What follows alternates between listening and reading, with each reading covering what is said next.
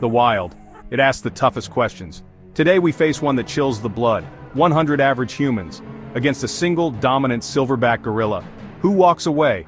This isn't a game. This is survival stripped bare. The stakes are ultimate. Life itself hangs in the balance. Could numbers overcome sheer primal power? It's a scenario whispered in nightmares. A true test of species. Imagine the scene. An arena, raw and unforgiving. No escape, no outside help, just the combatants. 100 men and women, average people, teachers, office workers, shop assistants, thrust into a primal battle. Against them, a force of nature. A silverback gorilla in its prime. A creature of immense power and ferocious instinct. The outcome is far from certain. It's a terrifying prospect. 100 humans, that sounds like a lot. A formidable force perhaps, but these are average individuals, not trained warriors, not hardened survivalists. They possess the spark of human ingenuity, the capacity for cooperation, the ability to think, to plan. These are their greatest assets. Their minds can be weapons, but will they be sharp enough, quick enough, united enough? Their physical attributes vary wildly. Some might be fit, others less so. Their collective strength is considerable if it can be focused. But individually, they are fragile, vulnerable. Compared to their opponent, they lack natural weapons. No razor-sharp claws, no bone-crushing canines. Their skin is soft, easily torn. Their bones, relatively brittle. Fear will be a constant companion. The key to their survival, if any exists, lies in coordination. This collective spirit, if harnessed, is their most potent, perhaps their only, true weapon. Now consider the opponent, the silverback gorilla, a true king of its domain. This isn't just an animal, it's a force of nature, embodied power, pure, unadulterated strength. A mature male can weigh over 400 pounds, sometimes much more. All of it, solid muscle. Its arms are immense, longer and far more powerful than a human's. Capable of tearing branches from trees, capable of delivering devastating blows. Its presence alone is intimidating, a creature of primal majesty. Its strength is legendary, estimated to be many times that of a prime human male. One arm can lift incredible weights. Its bite force is terrifying, jaws designed to crush hard bamboo. They can inflict catastrophic injuries. This isn't aggression for sport, it's the instinct of a dominant male, protecting its territory, protecting its family group. This is a creature perfectly adapted for conflict.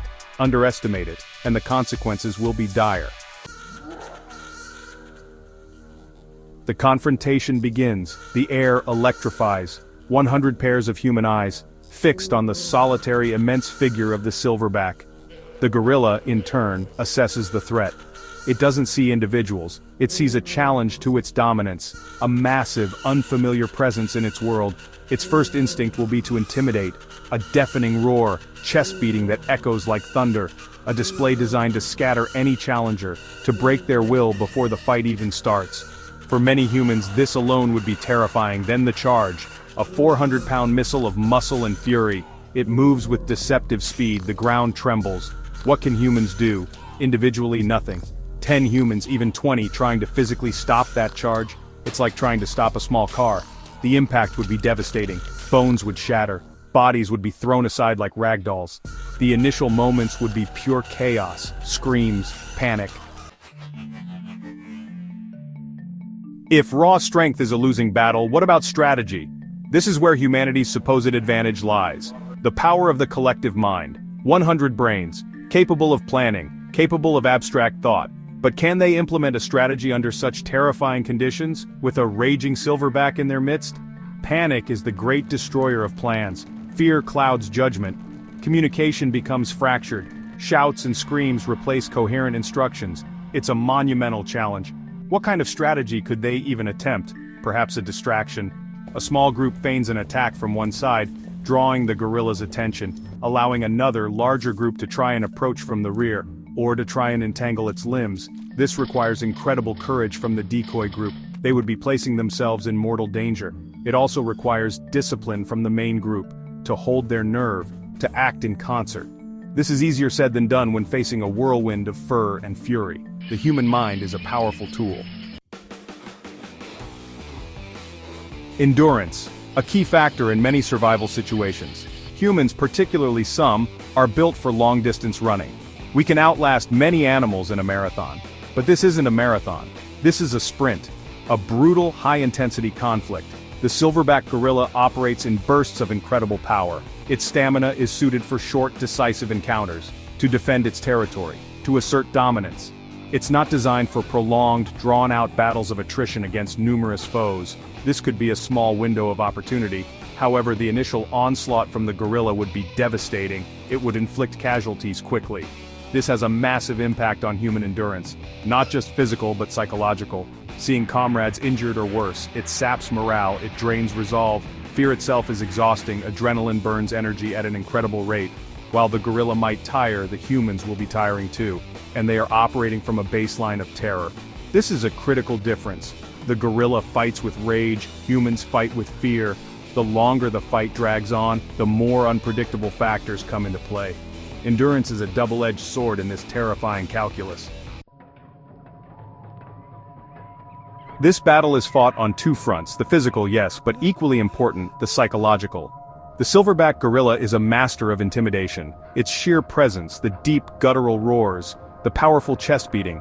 These aren't just sounds and gestures, they are weapons, designed to instill terror, to break the spirit of an opponent before any physical contact is made. For an average human, never exposed to such raw, primal aggression, the effect can be paralyzing.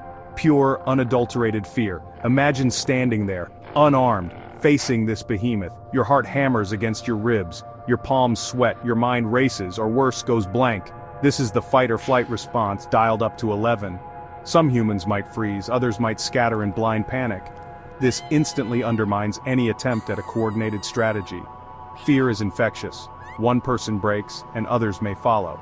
The gorilla doesn't need to understand human psychology. It instinctively knows how to exploit fear.